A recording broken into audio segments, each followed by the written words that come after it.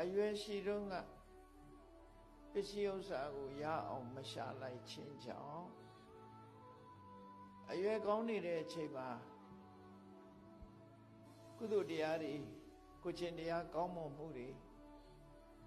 မလုပ်ခဲ့ခြင်းကြောင့်ကိုယ်ချင်းတရားကောင်းအောင်လည်းမလုပ်ခဲ့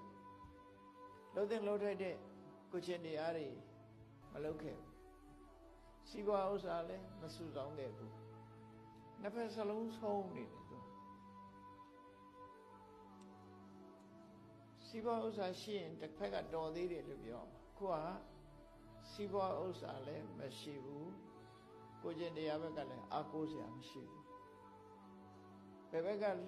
လှဲ့ကြည့်ဘာမှမရှိတော့သူ့မှာနှစ်ဖက်စလုံးဆုံးရှုံးနေတယ်အဲ့ဒီလိုအရွယ်ရှိတုန်းကလုံးတဲ့လုံးထိုက်တာတွေမလုံးလို့နှစ်ဖက်လုံးဆုံးရှုံးနေတဲ့ပုဂ္ဂိုလ်ရဲ့အခြေအနေဟာဘယ်လိုရှိတုံးဆို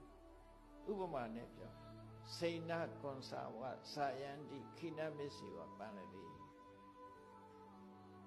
ကြိုးကြငှက်ကြီးတွေဆိုတာမြင်မှုကောင်းမြင်မှုပါလိမ့်မယ်နော်ကြိုးကြဆိုငှက်တယ်ခြေရန်ရှိရှိနှုတ်သီးရှိရှိငါးရှာပြီးတော့စားကြတယ်ဖြိုင်းနေလို့ကောင်းအဲ့ဒီမှာအိုင်ကိုအမိပြုပြီးတော့ကြိုးကြတွေဟာသက်ရှင်ကြအဲ့ဒီအိုင်ထဲကငါးရှာပြီးတော့စားကြတယ်အေးပြန်နိုင်တန်းနိုင်တော့ကဒီအိုင်မှာရေခမ်းရင်နောက်တိုင်အိုင်သွားလို့ရဒီအိုင်မှာငါးကုန်ရင်နောက်တိုင်အိုင်ရွှေ့လို့ရအဲ့တော့ဒီကြိုးကြငှက်ကြီးတွေကအိုမင်းလာပြီးတော့အတောင်တွေပဲကျွတ်လာတဲ့အခါကျတော့ဟိုအိုင်ကနေဒီအိုင်ကိုပြန်တန်းနိုင်ခြင်းမရှိကြတော့အတောင်တွေကျွတ်ပြီးတော့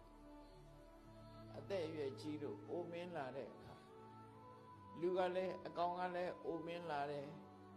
သူကျက်စားနေတဲ့အိုင်တွေကလည်းငါးတွေကုန်လာတယ်မိုးခေါင်ရေရှားလို့ရေတွေခမ်းသွားပြီးတော့ငါးလည်းမရှိတော့ဘူးနော်ငါးလည်းမရှိတော့ဘူးကိုယ်ကလည်းတခြားအိုင်ကိုပြန်နိုင်ခြင်းမရှိတော့ဘူးဆိုတဲ့ကြိုးကြံငှက်တကောင်ရဲ့အခြေအနေတို့ဖြစ်နေပြီတဲ့အိုင်ဘေးနှခမ်းမှာပဲငါးပြရမလားလို့မျှော်လင့်ချက်နဲ့အဲ့ဒီနားမှာပဲသိဆုံးအောင်မှာပဲဖြစ်တယ်တခြားလည်းမသွားနိုင်တော့အဲ့ဒါကြိုးကြံငှက်လို့ပြောတာတော့ဒေသနာတော်အရာမြတ်စွာဘုရားထင်ရှားအောင်ပြောလိုက်တဲ့စကားပေါ့နော်ဘယ်လိုပဲဖြစ်ဖြစ်အခုလို့လုံနိုင်ကြိုင်နိုင်ဆိုလိုတဲ့အဓိပ္ပာယ်ကတော့အေးငယ်ငယ်တုန်းကလည်းပစ္စည်းဥစ္စာတွေရှာမထားဘူးကိုကျင့်တရားနဲ့ပတ်သက်ပြီးကုသိုလ်ကောင်းမှုကလည်းဘာမှမရှိဘူးလောက်ထားတာဘာတစ်ခုမှမရှိဘူး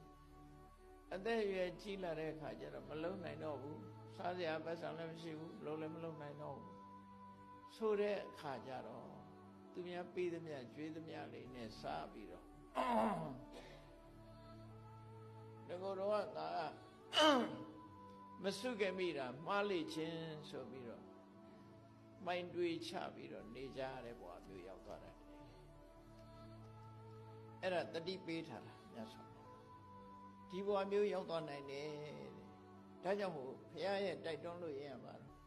မင်းတို့အရွယ်ရှိတုန်းပစ္စည်းဥစ္စာရှာကြအရွယ်ရှိတုန်းကိုယ်ကျင့်တရားကောင်းအောင်ကြိုးစားထားကြအဲ့ဒါဆိုလို့ရှိရင်အသက်အရွယ်ကြီးလာတဲ့အခါမှာမျောလင်းချက်ကုံဆုံးသွားတဲ့ပုဂ္ဂိုလ်မဖြစ်ဘူးတဲ့နော်မျောလင်းချက်ကုံဆုံးသွားမှုဖြစ်တယ်အဲ့တော့မြန်မာလူမျိုးတွေလည်းဒီစီးပွားကြိုးစားလုပ်ပြီးတော့အသုံးနဲ့အဖြုံးဒီနှစ်ခုတည်တည်ချာချာစစ်စစ်ပြီးတော့ရတဲ့အချိန်လေးမှာစီးပွားဥစ္စာစုဆောင်းဆောင်သို့သို့တီးတီးမြတ်စွာဘုရားဟောတယ်လို့ပဲဆင်ញင်တုတ်တရားရှိတဲ့ပုဂ္ဂိုလ်တရားဟာမိသားစုဘဝမှာနေမယ်ဆိုရင်တဲ့ကိုပိုင်ဆိုင်တာတွေကိုဘတ်ချက်မိသားစုဘတ်ချက်လေးပုံပုံထားလိုက်လေးပုံပုံထားပြီးတော့တပုံကိုနေ့စဉ်စားတဲ့အတွက်မှာသုံးပါလေးပုံနဲ့တပုံကိုနေ့စဉ်အသုံးပြုတဲ့ထဲမှာသုံးပါကျန်တဲ့တပုံကို emergency အတွက်သိမ်းထားပါခုခေတ်ဆိုဗန်အပ်ထား